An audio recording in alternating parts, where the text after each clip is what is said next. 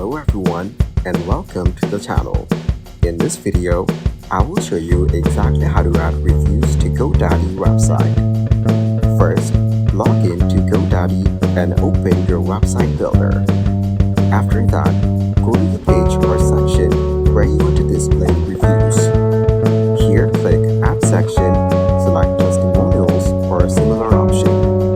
Manually enter reviews or use an embed code from platforms like Google Reviews, Yelp, or Trustpilot. If using a widget, copy the review embed code and paste it into a custom HTML section.